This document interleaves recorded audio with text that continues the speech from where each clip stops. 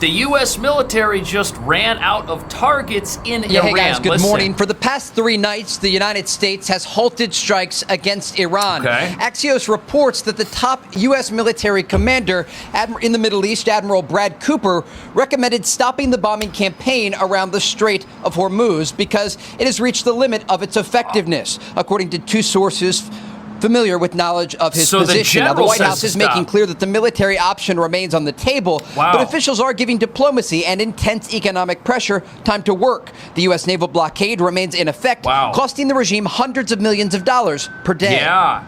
The U.S. military, and I've verified this every which way, has everything that it needs to conduct this campaign as effectively as it needs to be. And I have to tell you, the people that are leaking this nonsense deserve to be in jail. And if the generals are the ones telling the president, hey, stop bombing, it's not effective, that can only mean there's nothing left. But look at what else is going on. Watch this. Despite the pause in military action, countries across the region remain on high alert. Israel's Prime Minister Benjamin Netanyahu spoke with Fox News over the weekend ahead of his trip to the United States, where he described what will happen if Iran attacks first.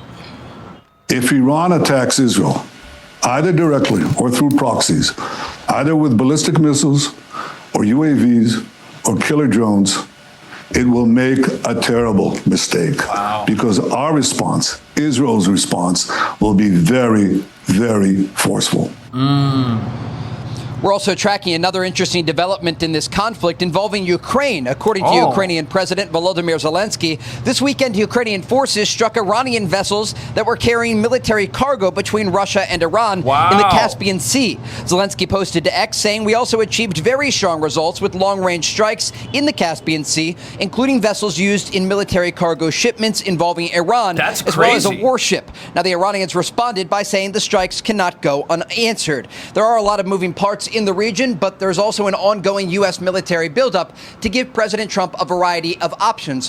So there's a U.S. military buildup to give President Trump different options that the generals do not think exist, through continuing a bombing campaign which is now no longer effective because all of the targets that used to be there apparently are no longer there or cannot be hit. While we've got a widening of this conflict with Ukraine getting drawn in, which has people asking, is something big and unexpected about to take place? Well, look, we saw this before, this guessing game in the region about when the United States would launch a large campaign against Iran. And in the days leading up to Operation Epic Fury, it was a very similar situation. Weeks went by and analysts made guesses about when this would actually take place. But the U.S. doesn't want to project what they're going to do against Iran, but they want to keep the economic pressure on the regime to try and force them back to the negotiating table. So this time period that we're looking at, this window right now, is serving 2 purposes. One, it is giving diplomacy a chance to play out. Hopefully but 2, it it's does. also acting as a staging operation for the U.S. military. Each and every night, there are cargo planes landing in the region with ammunition and supplies. Some of those supplies are for defense and others for offense. But the bottom line here, the Trump administration is poised if the president decides to launch this large-scale campaign against Iran in the days or weeks ahead. Now, what kind of campaign could we be looking at? The president said a couple of weeks ago that this Karg Island, this oil export hub right off the coast of Iran, was something that the U.S. was looking at. Now, the important thing about that, if the president takes it, they could effectively reroute Iran's oil back to the rest of the world, yes, but deprive Iran of all of that money, sanction it, set it aside for the Iranian people. But that's only one option, and this whole conflict is threatening to get a lot bigger. Watch this. Houthi rebels who are aligned with Iran claim that they have attacked 2 Saudi Arabian oil tankers in the Red Sea, including an attack on this ship, the Encilia, and on a second tanker, the Layla. The operation was carried out using a number of ballistic and cruise missiles and drones. Saudi state media confirmed the blaze on the Encilia and said there were no casualties. Oh, thank it God. did not mention the Layla. The attacks could aggravate the Iran-U.S. war and could potentially create a second choke point for shipping oil out of the Which is what Iran peninsula. wants. Some analysts say a possible blockade there by the Houthis could be Tehran seeking leverage in the war. Well, that's exactly what they're doing, because the only leverage that they have left, it's no longer the nuclear capability they told U.S. negotiators existed. It's no longer their depth of ballistic missiles and drones that they can threaten the world with. So what do they have left? They have the idea of sporadic attacks against innocent ships, against innocent vessels that are out there in the Strait of Hormuz and in the straits over there by the Red Sea. That's pretty much the only thing they can do now to threaten the world economy. But as you're about to see, Iran's plans to widen this conflict might be a big mistake. Look at this. We're trying to broker some type of end to the logjam of the Strait of Hormuz. But since we have stopped attacking over the last 3 days, there's been no attack on merchant ships through the strait. So this Look is at that. That's the a good added sign. front. The Houthis been on the sideline.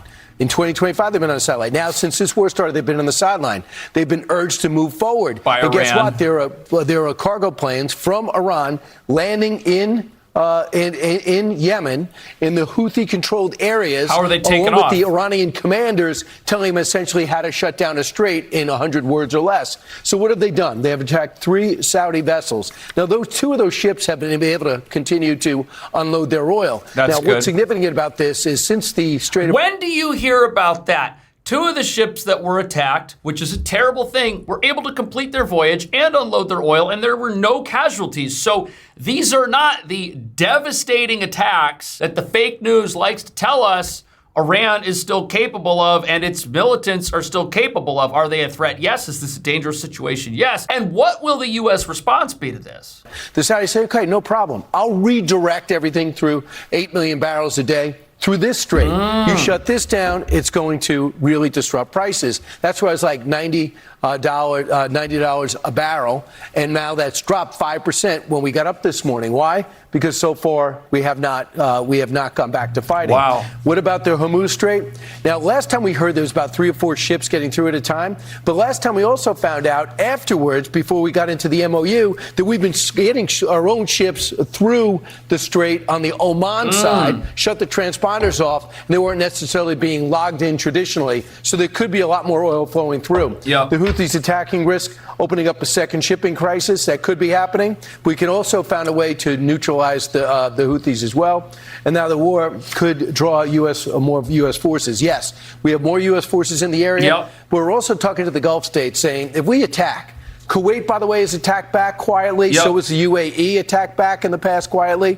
Well, what if we get them all to come in and join us? After all, That would be a coalition, which is what the world saw in the 1990s campaign, Operation Desert Storm against Saddam Hussein in Iraq, this coalition of nations. And with Iran trying to widen this conflict to other areas of the Middle East to try to hamper the economies of their neighbors, I don't see how long this unbearable situation can last. And now for a paid advertisement from Rumble Wallet. Quick question. How much control do you have over your money right now? Technology is changing everything, and it's changing how money works. Crypto started as a niche, but now it's going mainstream. Faster payments, more control, fewer middlemen. This isn't hype, this is where things are going. With Rumble Wallet, you can buy Bitcoin, hold dollar-backed securities, and even buy digital gold backed by real gold all in one place. Rumble Wallet is a non-custodial crypto wallet, which means you, not a bank or a middleman, control everything. Setup is simple. It connects with MoonPay, so you can use your debit card or credit card or bank account to be up and running in minutes. And for a limited time, you can start your wallet off with $20 in US stablecoin USAT by downloading Rumble Wallet and entering my exclusive promo code CashJordan20 when you sign up right now. You could even use your Rumble Wallet to support your favorite creators by tipping them, like me. So do this right now. Get out your phone and scan the QR code that appears on the screen right now, or go to wallet.rumble.com/CashJordan and download Rumble Wallet. From there, you can enter my exclusive promo code CashJordan20 to get that $20 of US stablecoin USAT. This is a limited time offer, so act now. Take control of your money and get started with Rumble Wallet today. Terms and conditions apply. See the description below or visit rumble.com/promo-official-rules for details. same objective, to neutralize Iran. And now this is a situation where we want to see if we can get this open again. We get the other strait open again. Yeah. And then the prices get down to about $65 per gallon. So let's now They're talk just about going this and after open oil. up the discussion. Here to discuss this and where we go from here, U.S. Marine Corps veteran, Iraqi invasion commander, and visiting fellow at Heritage, Colonel Mike Jernigan. Colonel, Are you pleased that after 14 straight days, we have 3 days of no action? Hey, good morning, Brian. Hopefully there's peace. As one of those boots on the ground in other wars, I am very thankful anytime that we have any conversation that stops fighting, whether it's temporary or whether it leads to a lasting peace. Does it concern you how quick? Does it concern you how quick they armed up last time when we paused?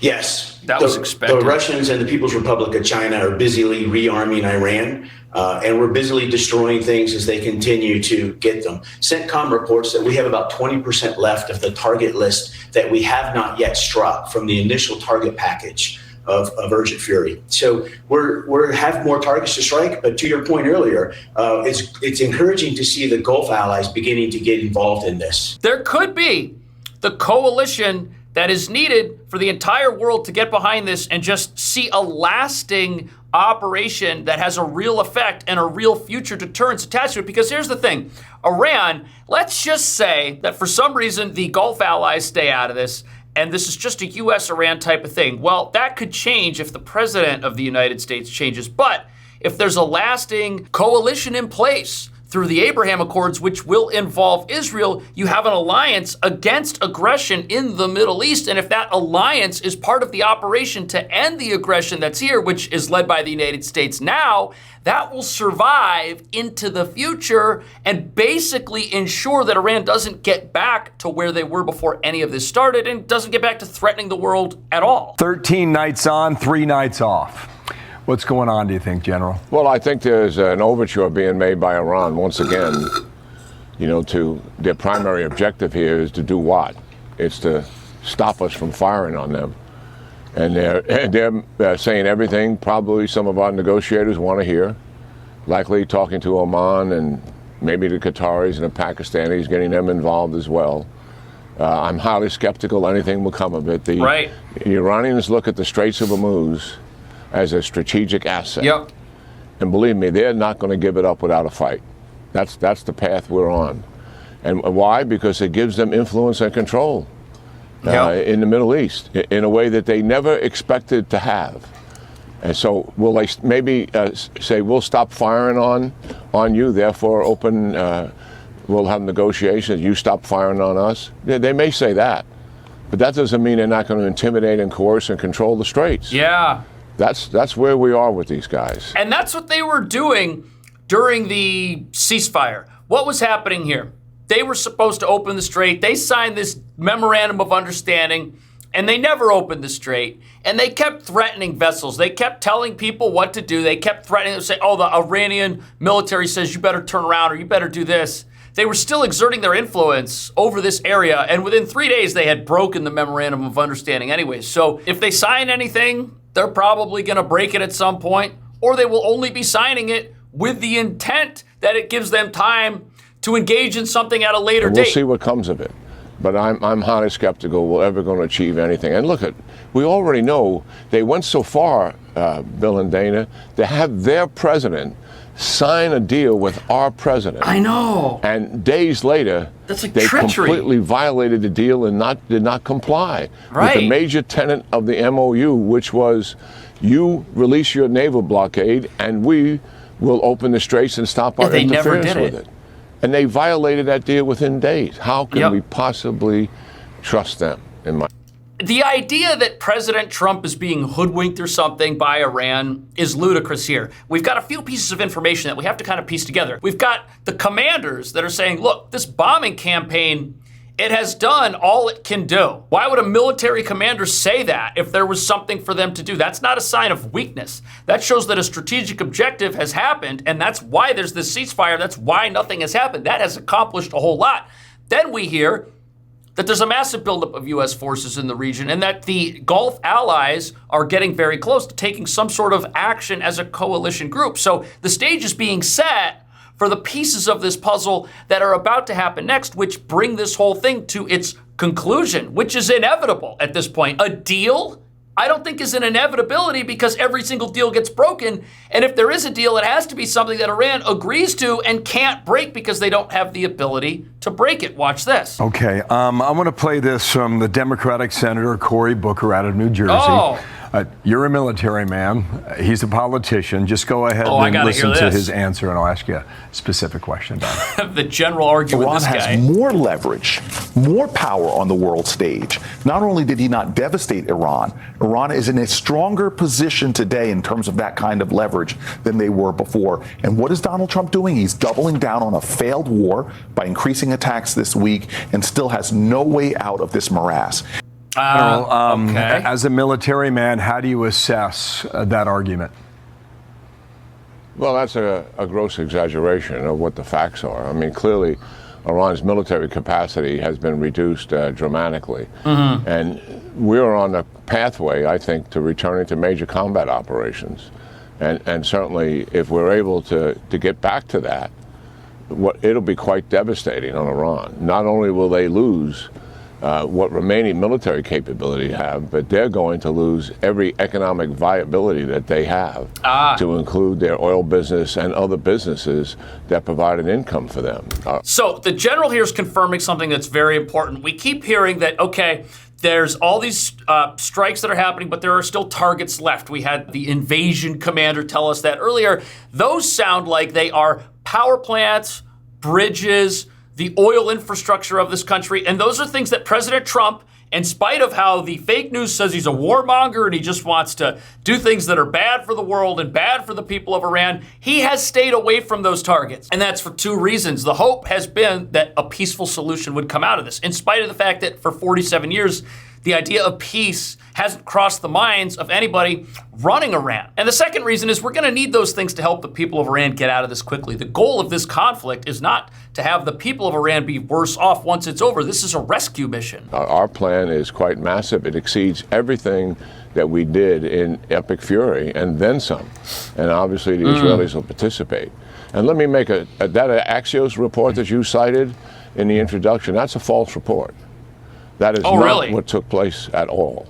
First of all, they're talking about munition shortages in that article, and we're saying, the military is saying we can manage the munitions challenges that we face, and we can mitigate any challenges we have by taking Iran's offensive capability away from them to retaliate if we return to major combat operations. In that specific context, referring to the Straits of Hormuz, there was something said in that if we were going to go to major combat operations, we would stop the action dealing with the Straits of Hormuz and go to major combat operations, which goes way beyond the Straits of Hormuz, and in doing so would also assist any long-range fires that the Iranians had. So the guy who wrote that, he knew what he was doing. He was taking a little piece of information and making it into a falsehood, and that report has no validity whatsoever. Wow, okay. So this idea that the United States is in a weaker position than ever before, which is something these senators who are supposed to be experts and are supposed to know how things work keep putting out there, that's not true at all. So this idea that Iran is stronger and the U.S. is weaker, not happening. We're not trapped in some sort of forever conflict here. It sounds like the ability to end this is in the hands of the president, and the president has ignored that ability and put it to the side in the hopes that peace would prevail. It looks like another opportunity is being offered right now for peace to prevail. Hopefully that happens. But at the same time, a large contingent of U.S. troops are arriving in the Middle East. The Gulf allies are going to do something. Israel says they are ready to do something. What that something will be is anyone's guess, but hopefully this all ends as quickly as possible. What do you think? I'll see you in the next video.